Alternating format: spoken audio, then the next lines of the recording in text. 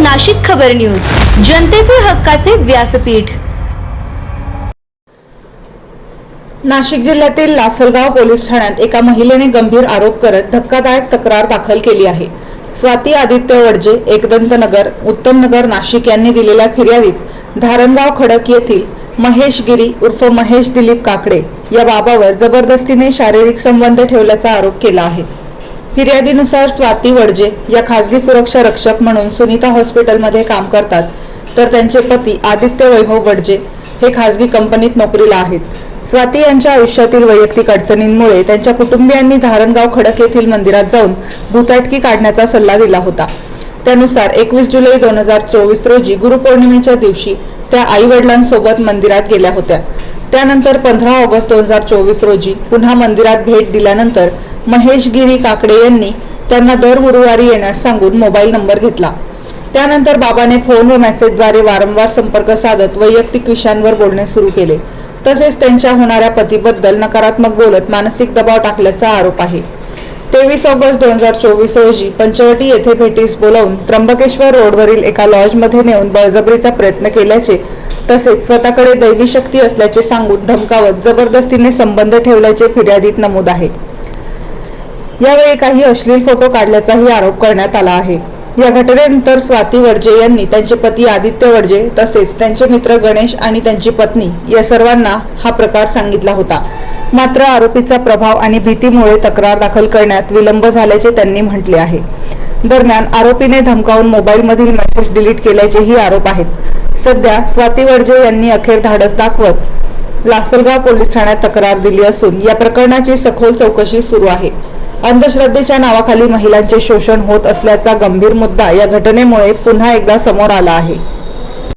धारणगाव म्हणून एक गाव आहे निफाड तालुक्यातलं, तिथे प्रतिगाणगापूर म्हणून एक मठ आहे। तर त्या मठामध्ये महेशगिरी नावाचा जे बाबा आहे, त्या बाबांनी माझ्यावर लैंगिक अत्याचार केलेला आहे आणि याच विषयी मी तक्रार देण्यासाठी लासलगाव पोलीस स्टेशनला आलेली आहे। तर अशा खूप भरपूर पीडित महिला आहेत तिथे, जे त्याच्या स्थानावर जातात आणि त्यांचं लैंगिक शोषण तो करतो। पण ही गोष्ट भरपूर वेळेस मी ह्या गोष्टीविषयी आवाज उठवण्याचा भाग आहे। 2 वर्षापूर्वी ही गोष्ट माझ्यासोबत झालेली आहे।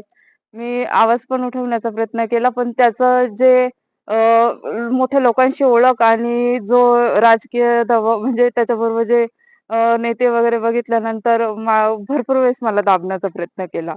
त्याच्यानंतर मग आज माझ्याबरोबर समिती जे आले त्यांनी मला मदत केली आणि जे प्रकरण आता उठतं त्याच्यामुळे मला एक हिंमत आली की आपण उठवू, कारण मी खूप मुलींचे ते बघते का खूप मुली याच्याखाली अजून पण लैंगिक शोषणात अत्याचाराखाली अजून पण दबावाखाली आहे आणि मला माहिती की म्हणून मी एक पाऊल उचललंय की माझ्यावर जो अन्याय झाला तो इतरांवर होऊ नये आणि प्लीज मला मदत करा की तो बाबा लवकरात लवकर त्याचा आडवा व्हावा असं। नेमकी घटना काय झाली होती? ते त्याने म्हणजे तुमच्यावर अत्याचार काय काय कुठे गेले, काय नेमकं घटनाक्रम होता? माझ्या वैयक्तिक काही प्रॉब्लेम होते की चिडचिड वगैरे व्हायची। तर माझ्या घरच्यांनी असंच म्हणजे की गुगलवरती इंस्टाग्राम वरती सर्च केलं, तर तेव्हा प्रतिगाणगापूर असं म्हणून त्याचे व्हिडिओ दिसले। ते व्हिडिओ बघून आम्ही त्यांच्या स्थानावर गेलो। त्याच्यानंतर त्यांनी सांगितलं की तुमच्या मुलीला बाहेरचा प्रॉब्लेम आहे, बाहेरची करणी बाधेचा प्रॉब्लेम आहे, तर आमच्या इथं गुरुवारी 5 गुरुवार करा, त्याच्या इथे पापविनाशी तळ आहे, त्या तळ्यामध्ये आंघोळ करायची आणि जे उंबराचं झाड आहे त्याला तो प्रदक्षिणा मारायला लावतो आणि येणाऱ्या प्रत्येक भाविकाकडून 200-200 रुपयाची पावती फाडायला लावतो की तुमचे काही प्रश्न असले तर मी सॉल्व्ह करेल बुवा असं। तसे आम्ही पण तिथं 5 गुरुवार केले।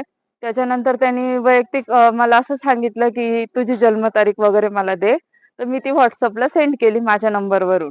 तर त्याने मला मेसेज यायला सुरुवात झाली, कशी आहे, काय जेवली का वगैरे असं, तू मला खूप आवडते, असं एवढे मुली आल्या इथं। मी त्याच्याशी जे स्पष्ट बोलले तर तो म्हणे तू इतकं स्पष्ट बोलते, मला आवडते, तू माझा पुण्याचा मठ सांभाळ। मी हा मठ सांभाळतो कारण माझं आधीच लग्न झालेलं आणि मोडलेलं होतं। तर तुम्हाला म्हणायचं तू आता परत लग्न करण्यापेक्षा तू माझा मठ सांभाळतो पुण्याचा आणि मी इथला धारणगावचं बघतो बा, असं आमिष पण त्याने मला दाखवलं। आणि त्याच्यानंतर माझ्या घरच्यांना पण त्यांनी पूर्ण याच्यामध्ये घेतलं तर माझ्या घरच्यांना सांगितलं की तिला मला एकदा भेटायला पाठवा पंचवटीला, मी तिच्याशी मला थोडं बोलायचंय. तर माझ्या घरच्यांचा पण मला फोर्स होता, की ठीक आहे तू जा, बाबा सांगताय तसं कर. मी गेली पंचवटीला भेटायला. त्याच्यानंतर त्यांनी मला त्र्यंबक रस्त्याला एक लॉज आहे. त्याचं नाव मला आठवत नाही त्या लॉजचं, पण मी सांगू शकते कोणता लॉज होता तो. त्या लॉजवर तो मला घेऊन गेला आणि तिथे जे माझ्यावर अत्याचार केला तो इतका भयानक पद्धतीने केलं, की मला म्हणजे तिथे जाऊन माझं डोकं इतकं मी आवाज पण नाही करू शकत. मला समजत होतं माझ्यासोबत काय होतंय. पण ना मी आवाज पण करू शकले ना काही. जेव्हा मी तिथून बाहेर आली त्यावेळेस मी ही सगळ्यात पहिली गोष्ट माझ्या मिस्टरांना सांगितली.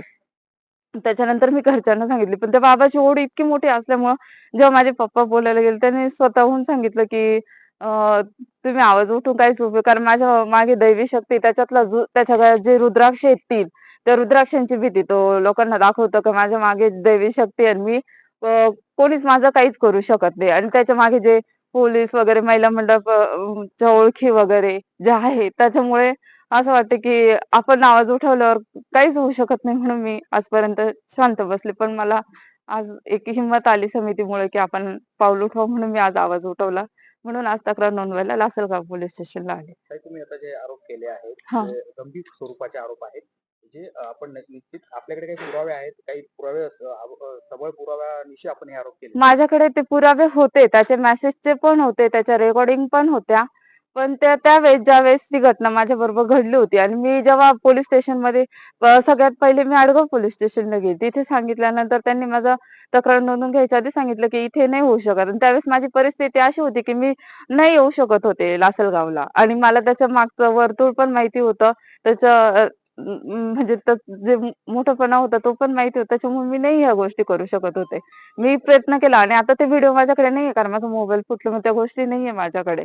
पण माझ्या बरोबर वैयक्तिक ती घटना घडली आणि मला एक मनापासून वाटतं, की बाकीच्या मुलींसोबत असं नाही व्हावं. तुम्ही सदर चौकशी करा, तुम्हाला सापडू शकतात खूप पुरावे. तो लॉजवर मी जाऊ शकते एवढं मला माहिती आहे. एवढंच सांगू शकते. लासलगाव पोलीस स्टेशनवर आता एक गुन्हा दाखल झालाय. नेमकी काय माहिती आहे का विरोधात गुन्हा दाखल आहे? ऐका ना, ते एक धारणगाव विहिरीतील एक इसम आहे महेशगिरी काकडे, त्यांच्या विरोधात एका महिलेने अत्याचार केल्याची तक्रार दिलेली आहे. त्या संदर्भात गुन्हा दाखल झाला आहे. पुढची कारवाई आम्ही करत आहोत. नेमकी काय आरोपीला अटक झाली का नाही नाही, अजून नाही, मी करतोय, कारवाई करतोय. सध्या नाशिकच्या सिन्नर येथील अशोक खरातचं मृत्यूचं प्रकरण ताजं असताना आता निफाड तालुक्यातील धारणगाव येथील महाराज प्रकरण आता समोर आलेलं आहे. त्या ठिकाणी गुन्हा दाखल झाला आहे. काय सांगा? गेल्या काही दिवसापासून महाराष्ट्रामध्ये भोंदू खरातचं प्रकरण बाहेर आलेलं आहे आणि त्याच्यानंतर अनेक प्रकरणं अंधश्रद्धेच्या बाबतीत असतील ते महाराष्ट्रात बाहेर आलेले आहेत आणि यामुळे लोकांमध्ये एक अवेअरनेस तयार झालेला आहे. त्या निमित्ताने आमच्याकडे पीडित महिला आली आणि या इतर प्रकरणामुळे तिला न्यायाची अपेक्षा निर्माण झाली. महाराष्ट्र अंधश्रद्धा निर्मूलन समितीने त्या पीडित महिलेला मदत केली. तिच्यावरती निफाड तालुक्यातील खडक धारणगाव या ठिकाणचा भोंदू बाबा महेशगिरी याने तिच्यावर लैंगिक अत्याचार केले होते. तिला दैवी शक्तीचा दावा करून तिला फसवलं गेलं होतं. तिच्यावर करणी झालेली आहे असा संशय घेऊन तिच्यावर अगोरी उपचार केले होते. म्हणून महाराष्ट्र अंधश्रद्धा निर्मूलन समितीने याच्यामध्ये जादूटोणाविरोधी कायद्याच्या अंतर्गत कारवाई करावी अशी मागणी केली होती आणि त्याप्रमाणे लासलगाव पोलीस स्टेशनने आम्हाला छानपैकी सहकार्य केलेले आहे. त्याच्यामुळे आम्ही त्यांचे पण आभार मानतो आणि या ठिकाणी सर्वांनी त्या महिलेला न्याय देण्यासाठी पीडित लोकांनी पुढे यावं असं आवाहन महाराष्ट्र अंधश्रद्धा निर्मूलन समिती करत आहे. कुठल्या कुठल्या गुन्ह्याअंतर्गत कुठल्या गुन्हे आता दाखल झालेले आहेत? सदर घटना जी आहे त्याच्यामध्ये लैंगिक अत्याचार विरोधी कायदा आणि जादूटोणा विरोधी कायद्याचे कलम याच्या अंतर्गत कारवाई झाली आहे आणि अधिक तपास झाल्यानंतर त्याच्यामध्ये पुरवणी FIR मध्ये अधिक कलम लागले जातील अशी मागणी आम्ही करत आहोत.